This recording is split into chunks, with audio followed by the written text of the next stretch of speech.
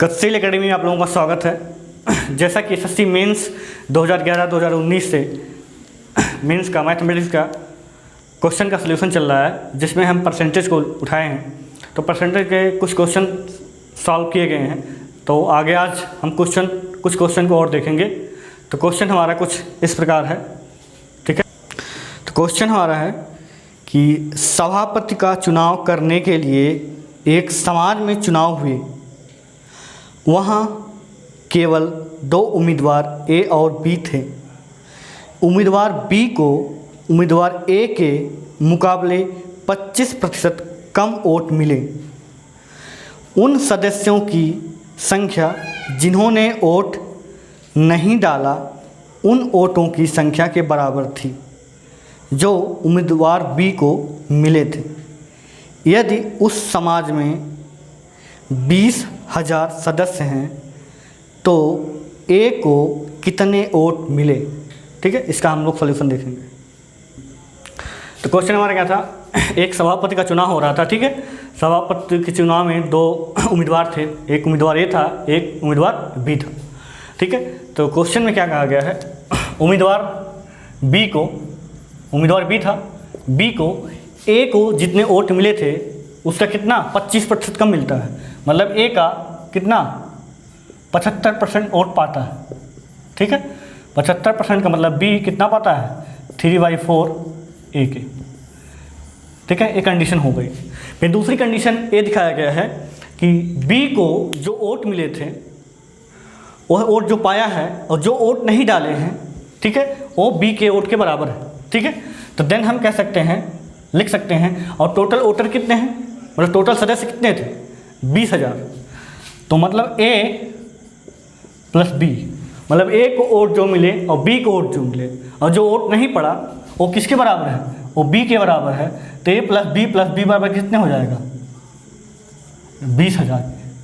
किसके हो जाएगा 20,000 के। बट टर्म यहाँ ये चीज़ समझने की ज़रूरत है, क्योंकि ए को पड़े वोट और बी को जो पड़े वोट वो तो पड़े ही वोट, और जो वोट नहीं पड़े हैं वो वोटों की संख्या किसके बराबर है, बी के बराबर है। तो मतलब ए प्लस बी वोट जो पड़े और प्लस बी जो वोट नहीं पड़े वो बी के बराबर है। बी किसके बराबर है 20,000 के, क्योंकि टोटल वोटर संख्या कितनी हो, संख्या कितनी है 20,000 है, ठीक है। अब ए प्लस बी, अब बी क्या है, ए का 75% है, मतलब बी बराबर 3/4 इंटू ए। 25 या 75, 25 चौका 100, ठीक है। 3/4 इंटू ए क्या हो जाएगा 3/4 इंटू ए प्लस बी, ये भी 3/4 हो जाएगा इंटू बी इक्वल टू किसके 20,000 के, ठीक है। अब इनको ऐड कर देंगे हम, फाइनली इसको आप लोग ऐड करिएगा। 4a plus 3a plus 3a sorry ये है, ठीक है, इक्वल टू किसके है 20,000 के। ये 4 3 7 3 10 हो जाएगा, मतलब 10a/4 इक्वल टू क्या, इसको आप लोग सॉल्व करेंगे तो फाइनली हमारा ए इक्वल टू क्या हो जाएगा 8,000। ये हमारा आंसर हो जाएगा, ठीक है। फाइनली ए को कितने वोट मिले हैं 8,000। इसको आप लोग प्रूफ करना चाहेंगे तो प्रूफ हो जाएगा। प्रूफ करने के लिए कुछ नहीं करना है, 8,000 एक आ ही गया है। अब बी का मान निकालेंगे तो फिर रखेंगे 20,000 आना चाहिए, 20,000 आएगा तो फाइनली हमारा आंसर सही हो जाएगा। चेक करने के लिए आप लोग चेक कर सकते हैं, ठीक है। नेक्स्ट क्वेश्चन देखेंगे हम लोग।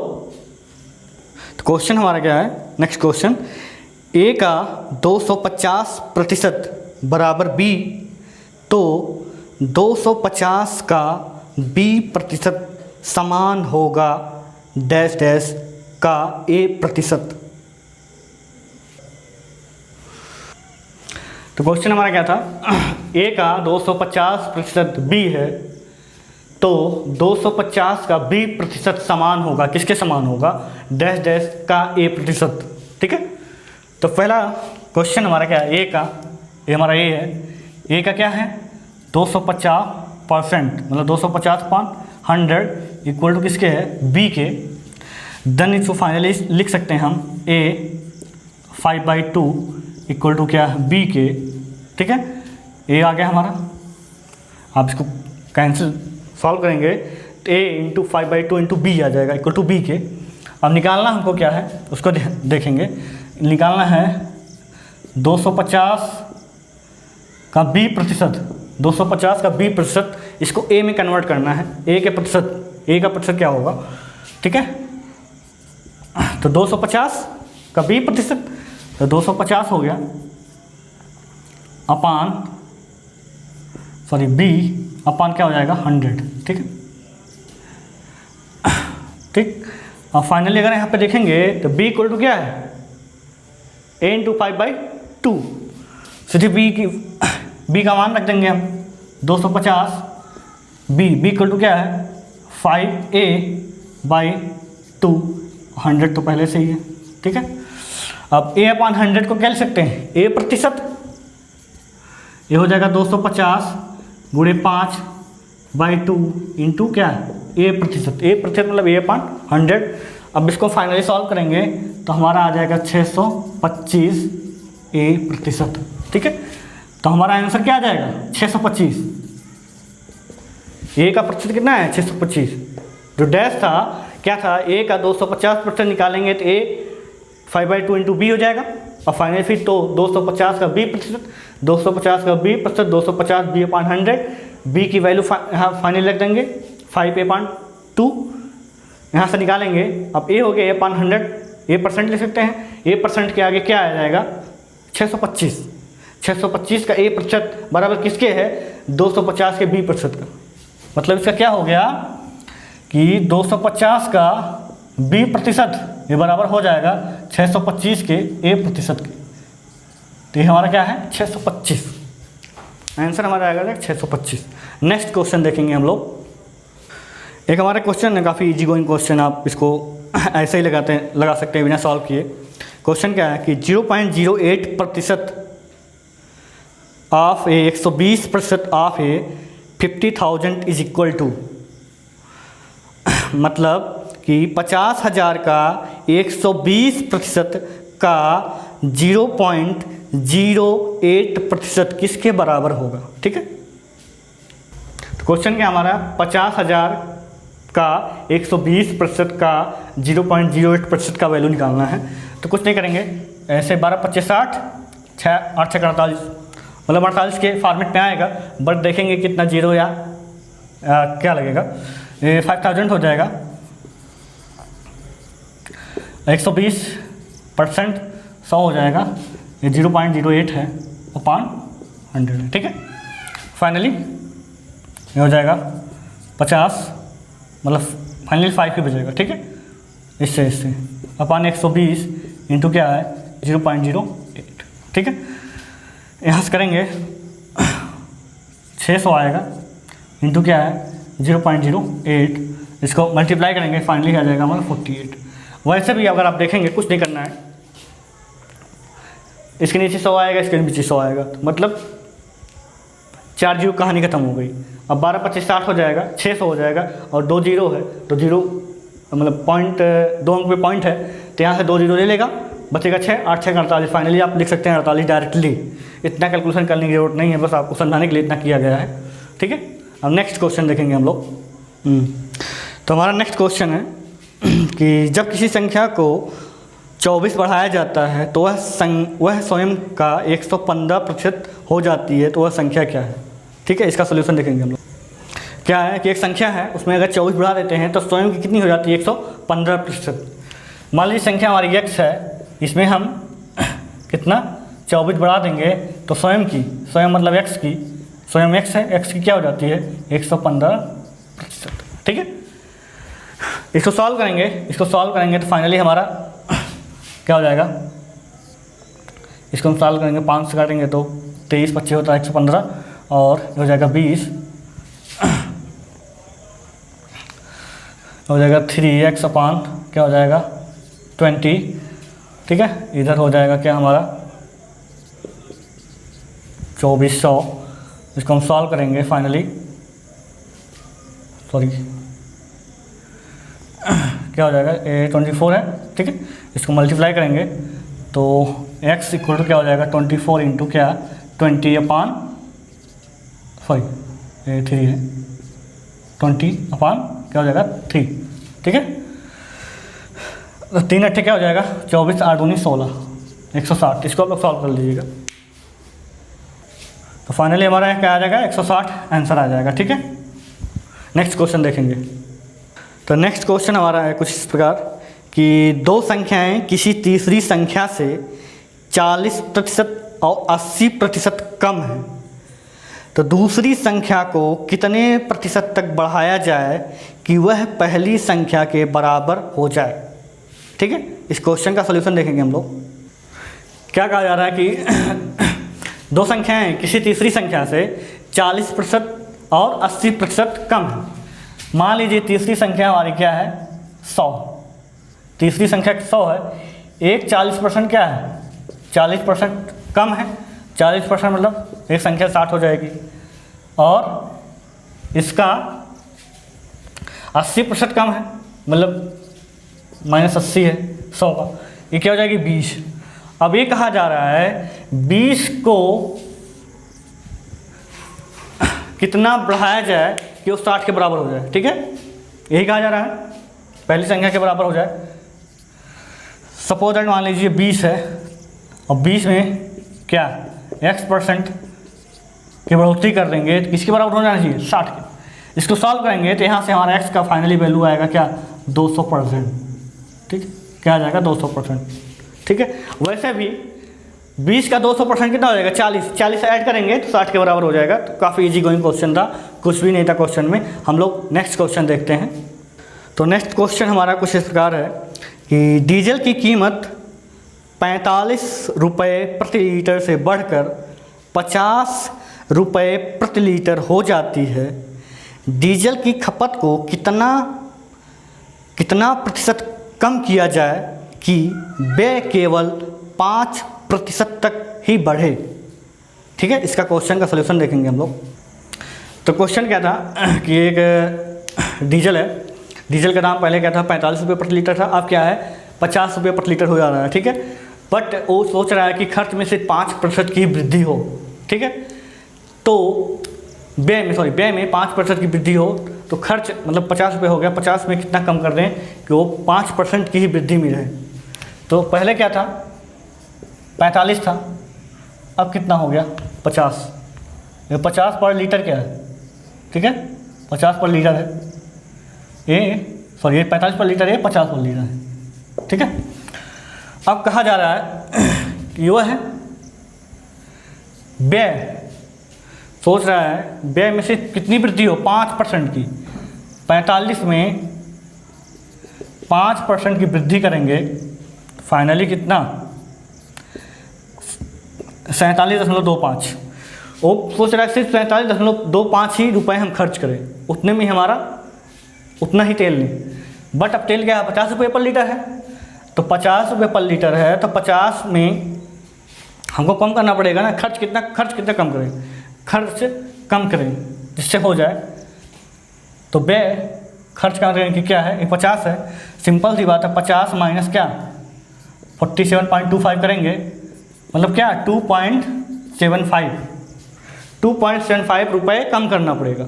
अब 2.75 50 से कितना प्रतिशत है यही निकालना है हमको, कुछ नहीं करना है। 50 का मान लिया कितना परसेंट है x%, किसके 2.75 के। ठीक है, अब इसको हम सॉल्व कर लेंगे तो सॉल्व करेंगे 2.75 इंटू क्या 100 अपान क्या हो जाएगा 50। इसको आप सॉल्व करेंगे तो क्या आ जाएगा 5.5। क्या आएगा आंसर 5.5%। अगर हम 50 में कम कर दें, व्यय कम करें तो हमारी जो 5% की व्यय हम कर रहे हैं, वृद्धि कर रहे हैं अपने खर्च में, उसके बराबर रहेगा। ठीक है, नेक्स्ट क्वेश्चन देखेंगे हम लोग। तो नेक्स्ट क्वेश्चन हमारा काफ़ी इजी गोइंग है, कैलकुलेशन बेस्ड।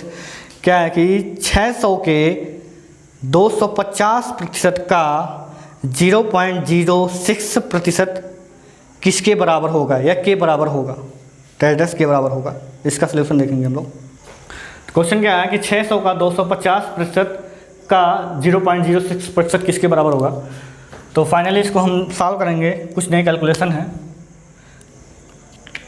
क्या हो जाएगा 600 गुणे 250% है अपान 100 गुणे क्या 0.06 अपान 100। ठीक है, इसको फाइनली आप लोग सॉल्व करेंगे, कैलकुलेशन करिएगा तो 2.4 आएगा हमारा आंसर। ठीक है, यहाँ से 2 जीरो कैंसिल हो जाएगा, 1 जीरो कैंसिल हो जाएगा, इसको मल्टीप्लाई करेंगे फाइनली हमारा 2.4 ही आएगा। ठीक है, नेक्स्ट क्वेश्चन देखेंगे हम लोग। नेक्स्ट क्वेश्चन सेम हमारा इस टाइप का क्वेश्चन एक लग चुका है पहले, तो सेम उसी बेसिस पे क्वेश्चन है कि दो संख्याएं एक तीसरी संख्या से 90% और 75% कम हैं, तो पहली संख्या में कितने प्रतिशत वृद्धि की जानी चाहिए ताकि वह दूसरी संख्या के बराबर हो जाए। ठीक है, इसका सलूशन देखेंगे हम लोग। क्या कहा जा रहा है, दो संख्या किसी तीसरी संख्या से, तीसरी संख्या सपोज दैट हमारा 100 है, तीसरी संख्या से क्या है, एक 90% कम है, एक क्या है 75% कम है, तो 90% कम है माइनस 90% करेंगे क्या आएगा 10 आएगा, एक 75% कम है तो क्या आएगा 25 आएगा। ठीक है, ये 75 माइनस हो रहा है परसेंट में। ठीक है, तो अब ये कहा जा रहा है कि इसमें कितने की वृद्धि की जाए कि 25 के बराबर हो जाए।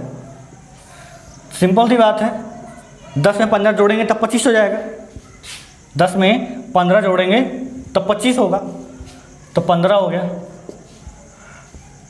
15 गुणे क्या हो जाएगा 100/10। इसको आप लोग सॉल्व करिएगा, क्या आ जाएगा 150%। ठीक, 150 10 में 10 का 150% और जोड़ देंगे तो 25 के बराबर हो जाएगा। ठीक है, देखना चाहेंगे तो आप लोग देख सकते हैं 10 + 10 का 150% इक्वल क्या हो जाएगा 10 प्लस यहाँ से 1 जीरो प्लस 15 बराबर क्या 25 की। तो कुछ नहीं करना है, 10 का 150% और जोड़ देंगे तो 25 के बराबर हो जाएगा, तो 150% की वृद्धि करनी पड़ेगी। ठीक है, नेक्स्ट क्वेश्चन देखेंगे हम लोग उसका सोल्यूशन। तो नेक्स्ट क्वेश्चन हमारा भी सेम ऊपर लगाया जा चुका है, लेकिन देखेंगे क्वेश्चन आया हुआ है तो कि जब किसी संख्या को 216 से बढ़ाया जाता है तो वह स्वयं की 140% हो जाती है, तो वह संख्या क्या है। ठीक है, इसका सोल्यूशन देखेंगे हम लोग। क्या कहा गया है, एक संख्या में 216 जोड़ेंगे तो स्वयं की क्या हो जा रही है 140%। ठीक है, संख्या है, ये संख्या x हो गया, इसमें 216 जोड़ दिए तो स्वयं की कितनी हो जा रही है 140 जोड़ने के बाद 140% मतलब वही 140/100। इसको हम लोग सॉल्व करेंगे, इसको आप लोग सॉल्व करिएगा तो 216 क्या हो जाएगा यहाँ 0 0 7x/5 हो जाएगा। इसको इधर ले आएंगे, फाइनली हमारा हो जाएगा क्या 2x/5 इक्वल टू क्या हो जाएगा 216। इसको सॉल्व करेंगे हम लोग, आ जाएगा 540। ठीक है, यही हमारा आंसर हो जाएगा 540। वो संख्या कितनी है 540, वो संख्या कौन सी है 540, यही हमारा आंसर हो जाएगा। ठीक है, अब हम लोग नेक्स्ट क्वेश्चन देखेंगे। तो नेक्स्ट क्वेश्चन देखेंगे, काफ़ी बहुत ही बेहतरीन क्वेश्चन है। इसको हम लोग देखेंगे कि एक व्यक्ति अपनी संपत्ति का या को 30% भाग एक धर्मदाय संस्था को दान करता है।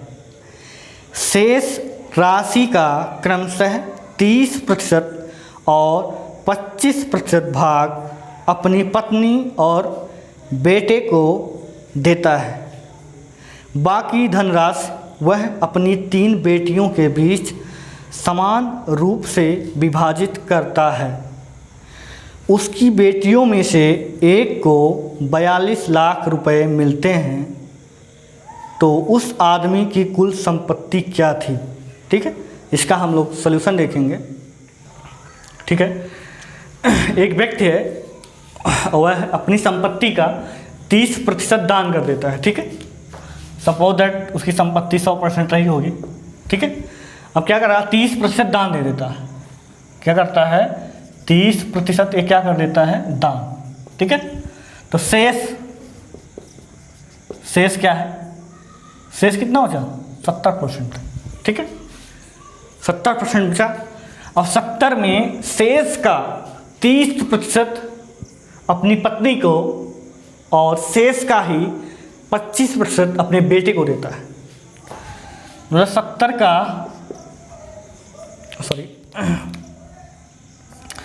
का 30% किसको देता है अपने पत्नी को, इसका 30% निकालेंगे तो 21 आएगा, ठीक है। और इसी 70 का क्या 25% क्या दे रहा है, किसको दे रहा है, अपने बेटे को, तो कितना आएगा 17.5, ठीक है। अब जो शेष बच रहा है, अब शेष बचेगा, शेष का मतलब आप इसको x इंटू 100 मान लीजिएगा, कोई दिक्कत नहीं है। x का 100%, तो ये भी x ही रहेगा, या x मान लीजिए, कोई भी कुछ भी ले लीजिए। अगर x नहीं मानते तब भी कोई दिक्कत नहीं है, कोई टिपिकल नहीं है, बस समझने की फेर है। अब इसको हम ऐड करेंगे तो फाइनली हमारा आ जाएगा क्या 38.5, ठीक है।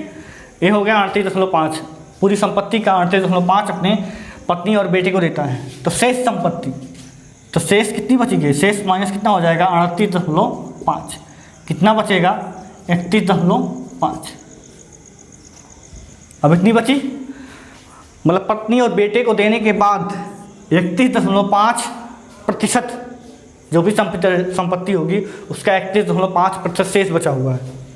मान लीजिए पूरी संपत्ति x थी, ठीक है, x मान ही लीजिए आप लोग, कोई दिक्कत नहीं है, बाद में आप लोगों को कन्फ्यूजन ना हो, ठीक है। x का 70% तो शेष बचा हुआ है, ये तो शेष है, इसका 25% देता है, और ये जो शेष बची हुई राशि है इसका 30% पत्नी को देता है, फिर अपने बेटे को देता है। उसका इसी का जो बचा हुआ है, x यहाँ भी है, x यहाँ भी, कोई दिक्कत नहीं है, x तो रहेगा ही रहेगा, कोई दिक्कत नहीं है।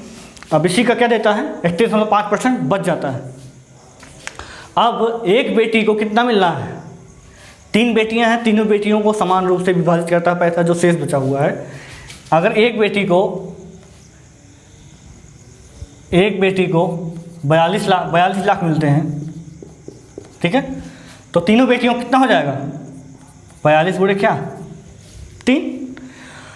इसका मतलब x का 31.5% किसके हैं 42 गुणे 3, ठीक है, 42 गुणे 3 को इसको हम लोग सॉल्व करेंगे, फाइनली हमारा आ जाएगा क्या 42 गुणे 3 इंटू 100 अपान 31.5, ठीक है। इसको हम लोग सॉल्व करेंगे तो फाइनली हमारा x इक्वल टू क्या आ जाएगा 400। ये 400 क्या है लाख में, उसकी संपत्ति कितना थी 400 लाख। अब यहाँ पे वही चीज़ है, ये जो x है वो 400 लाख है, 400 लाख का 100% निकालेंगे तो 400 लाख ही आएगा, इसलिए उसको 100% लिया गया है, ठीक है। आप लोग क्लियरली समझ लीजिएगा, 400 का 100% 400 लाख ही आएगा। अब उसके 400 में 30% दान कर देता है तो x का कितना मतलब 400 का 70% बचेगा, फिर उसमें उसका जो 70% है उसमें का 30% पत्नी को देता है, उसी का शेष का ही, उसी 70% का ही शेष का 25% बेटी को दे देता है। फिर जो शेष बचता है, शेष मतलब क्या है, शेष जो पहले बचाता है 70% और जो बाद में बेटे बेटी को देने के बाद माइनस करेंगे, वो जो शेष आएगा वो क्या है 31.5। अब 31.5 को अपनी बेटियों में डिवाइड करता है अलग अलग 3 भागों में, तो एक बेटी को 42 लाख मिलते हैं तो तीनों बेटियों को कितने मिल जाएंगे 42 बटे 3, सिंपल सी बात है। x का 31.5 इंटू 100 इक्वल टू क्या हो जाएगा, फाइनली हमारा 400 लाख आंसर आ जाएगा, ठीक है। नेक्स्ट क्वेश्चन देखेंगे हम लोग।